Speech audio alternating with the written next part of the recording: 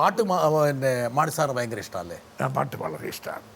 Mani sir പാട്ട് കേൾക്കുമ്പോൾ Mani sir ആ ഒരു ലോകത്തേക്ക് പ്രവേശിക്കും. മോനെ വരും ഭയങ്കര ഈ സിനിമയെ കാണുമ്പോൾ പാട്ടിൻ്റെ സീൻ വരുമ്പോൾ മാണി സാറിന് വലിയൊരു പ്രത്യേകത. ഈ പാട്ട് കേൾക്കുമ്പോൾ നമ്മൾ സ്വയം വിശുദ്ധീകരിക്കപ്പെടുകയാണ്. അതിൻ്റെ പ്രത്യേകിച്ച് ഈ ശോകാത്മകമായ പാട്ട് കേട്ടാൽ സ്വയം നമ്മൾ വിശുദ്ധീകരിക്കപ്പെടും. അതേപ്പോൾ എനിക്കത് വലിയ ഇഷ്ടമാണ്. ഞാൻ ചിലപ്പോൾ പാട്ട് വെച്ചോണ്ടാണ് കിടക്കുന്നത്, ഉറങ്ങുന്നത് പാട്ട് കേട്ടോണ്ടാണ് ഉറങ്ങുന്നത്. നല്ല ഭക്തിഗാനങ്ങളൊക്കെ മാണി സാർക്ക് അതുകൊണ്ട് വളരെ ഇഷ്ടമാണ്. വരട്ടെ. എനിക്ക് അദ്ദേഹത്തിൻ്റെ സൗണ്ടാണ് ഏറ്റവും കൂടുതൽ ഒരു അത്ഭുതമായിട്ട് തോന്നിയേക്കുന്നത്.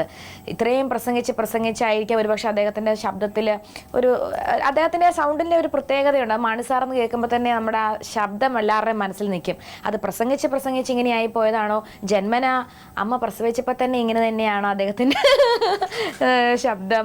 ഈ ശബ്ദത്തിൽ എനിക്കൊരാഗ്രഹം മാണി സാറേ, ഒരു 2 വരി പാട്ട് നമ്മൾ ഈ JB ജംഗ്ഷനിലൂടെ നമ്മുടെ ബ്രിട്ടാ സാറിൻ്റെ മുന്നിൽ വെച്ച് പാടിയാൽ, അത് എന്നിലൂടെ ഒരു പാട്ട് ഞാൻ ആവശ്യപ്പെടുകയാണ്. ഏതെങ്കിലും ഒരു പഴയ പാട്ട് മാണി സാറിൻ്റെ ഭാര്യയ്ക്ക് വേണ്ടി, കുടുംബത്തിന് വേണ്ടി, ജോസ് കെ മാണിക്ക് വേണ്ടി, പാലാക്കാർക്ക് വേണ്ടി ഏതെങ്കിലും ഒരു പാട്ടിൻ്റെ 2 വരി എനിക്ക് വേണ്ടി. ഞാൻ ഇന്നേ വരെ ഒരു കാര്യം ആവശ്യപ്പെട്ട് വന്നിട്ടില്ല. ഇതെൻ്റെ ഒരു ചെറിയൊരു ആവശ്യം. മാസ്റ്റർ സ്ട്രോക്കാണ്. ഇതിനാണ് പൂട്ടിക്കെട്ടുക എന്ന് പറയുന്നത്. ഈ റിമി ടോമി പാലക്കാരി തന്നെയാ കേട്ടോ. പൂട്ടിക്കെട്ടി. ഞാൻ ഇതുവരെ ഒരു ആവശ്യം മുൻവച്ചിട്ടില്ല എന്നൊക്കെ പറഞ്ഞ് മാണി സാറിനെ പൂട്ടിക്കെട്ടി. ഓക്കെ, കേൾക്കുക 2 വരി. ഈ ഭാര്യയിലെ പാട്ടാണ് എനിക്ക് ഏറ്റവും ഇഷ്ടം. ഒരു ഭാര്യ പാടുന്നത്, എനിക്കത് പാടാൻ അറിയത്തില്ല. അതപ്പോൾ സാറ് പറയുന്ന പോലെ അങ്ങ് പാടിക്കും മാണി സാർ. ഒരു ഇവിടെ നമ്മൾ പാട്ട് കച്ചേരി മത്സരമൊന്നും അല്ലല്ലോ. റിമി ടോമി ആഗ്രഹിക്കുന്നു, പാലക്കാർക്ക് വേണ്ടി ആഗ്രഹിക്കുന്നു. ഈ പൂമുഖാമുറ്റത്ത് നിൽക്കുന്ന പൂന്തിങ്കളാണ് ഭാര്യ എന്നൊക്കെ പറഞ്ഞൊരു പാട്ടുണ്ടല്ലോ. പൂമുഖവാതിക്കൽ. പൂമുഖവാതുക്കൽ സ്നേഹം വിടർത്തുന്ന. പൂമുഖവാതുക്കൽ സ്നേഹം വിടർത്തുന്ന പൂന്തിങ്കളാണ് ഭാര്യ. എന്തൊരർത്ഥമല്ലേ? പാട്ടായില്ല.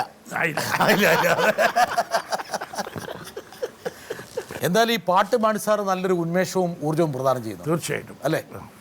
ഇപ്പം റിമി ടോമി വളരെ കുസൃതിക്കാരിയാണ്. അവളിങ്ങനെ മാണി സാറിൻ്റെ ശബ്ദത്തെക്കുറിച്ച് പറഞ്ഞു.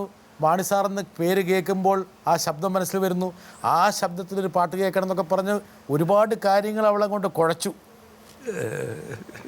പക്ഷേ അവൾ സൂചിപ്പിച്ചൊരു കാര്യം ഞാൻ പെരിയാറേ പെരിയാറേ പർവ്വതനിരകളുടെ പനിനീര്. നല്ല പെരിയാറേ പെരിയാറേ പർവ്വതനിരകളുടെ പനിനീര്. ഓ മതി മതി. ആ ഓളവും തീരവും തമ്മിലുള്ള ചുംബനം, ഓളവും തീരവും തമ്മിൽ ചുംബിച്ച് കടലിലേക്ക് കാമുകനെ കാണാൻ പോകുന്നു. പെരിയാറിൻ്റെ ആ പാട്ട്. മാണി സാർ ഇന്ന് അടിമുടി റൊമാൻറ്റിക്കാണ്. ഞാനതുകൊണ്ട് പറഞ്ഞിരുന്നു, കുട്ടിയമ്മ ചേച്ചിനെയൊക്കെ സ്ക്രീനിൽ കൊണ്ടുവരണം, എന്നാലേ കാര്യങ്ങൾ വ്യക്തമാവുള്ളൂ.